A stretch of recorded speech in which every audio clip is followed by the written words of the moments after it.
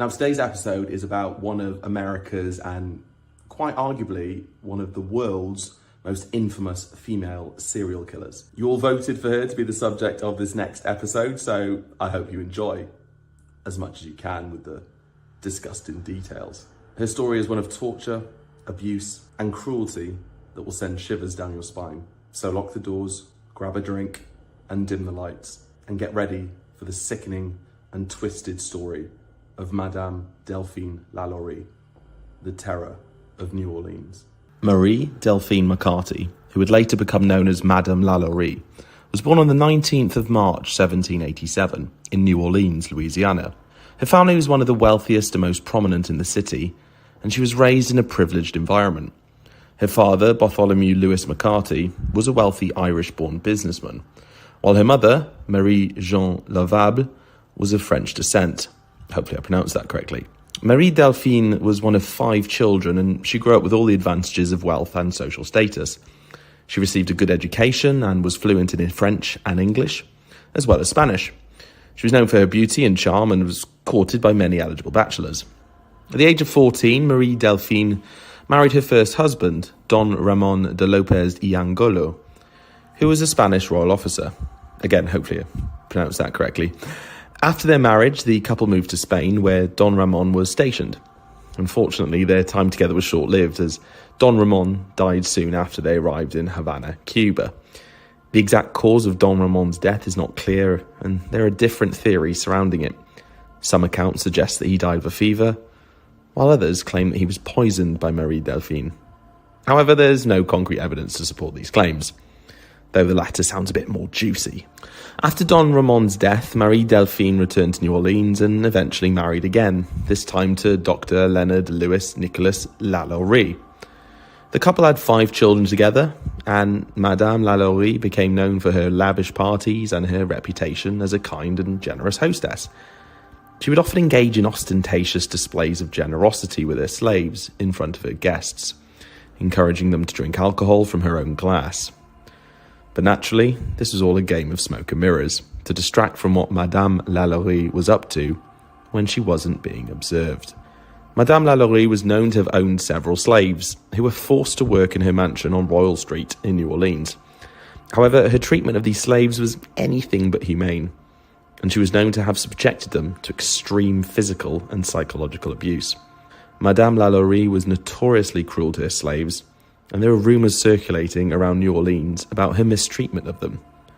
It was said that she would whip her slaves mercilessly for the slightest infraction, and that she would keep them locked in cages or chained to walls for hours on end.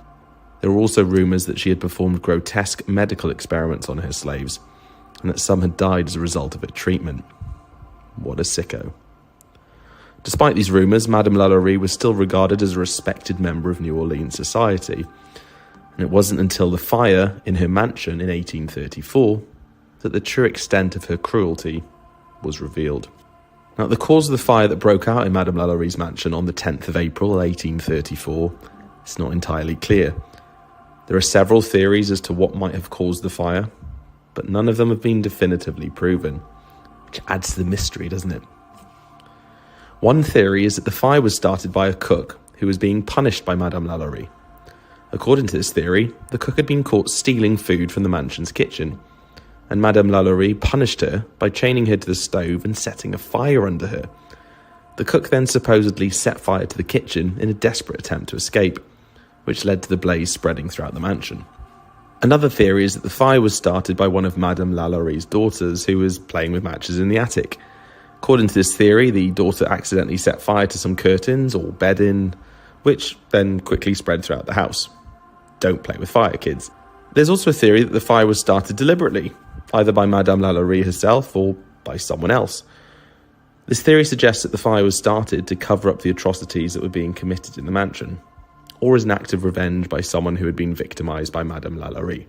Now, the first part doesn't make as much sense to me, because it didn't seem like anybody was closing in on finding out what she was actually up to in that mansion. But the second part makes more sense, considering the amount of people that hated her guts.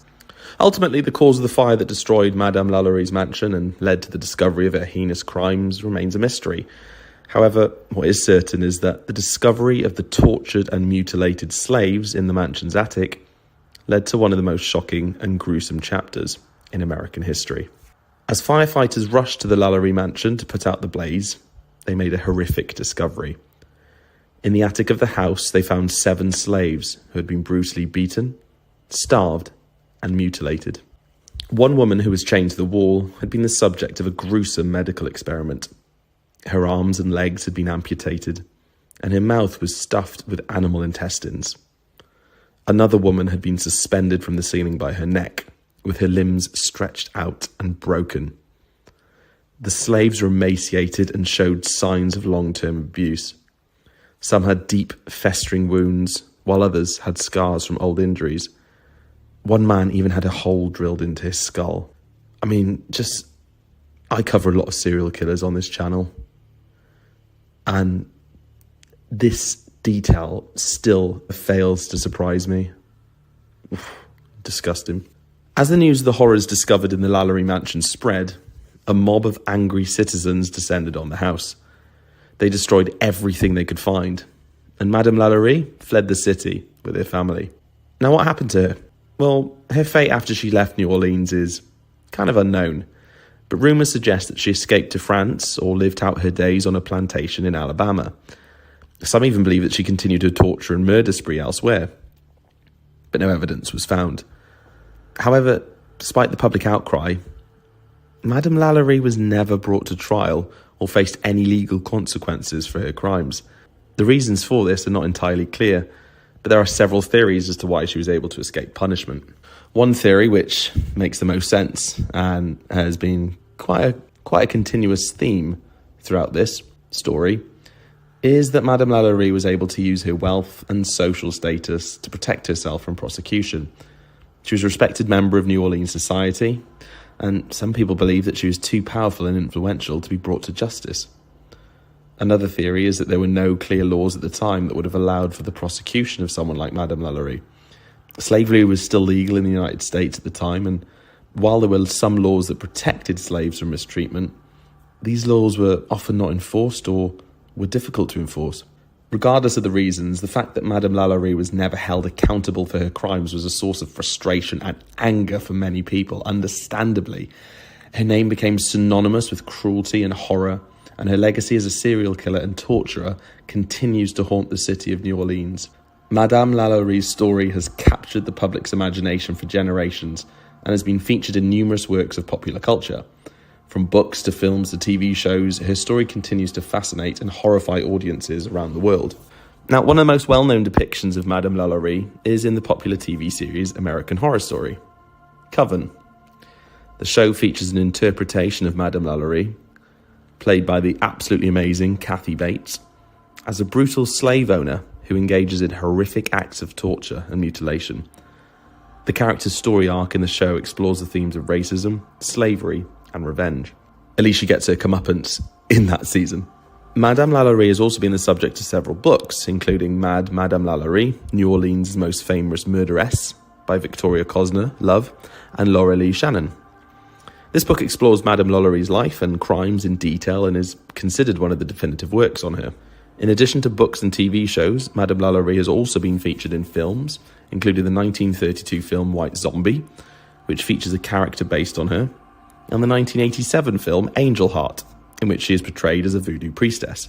Not quite sure on that last one, considering the references to black culture in comparison to the crimes she committed against people from that culture. Not sure on that one. Madame LaLaurie's legacy as a serial killer and torturer has also inspired numerous ghost stories and legends.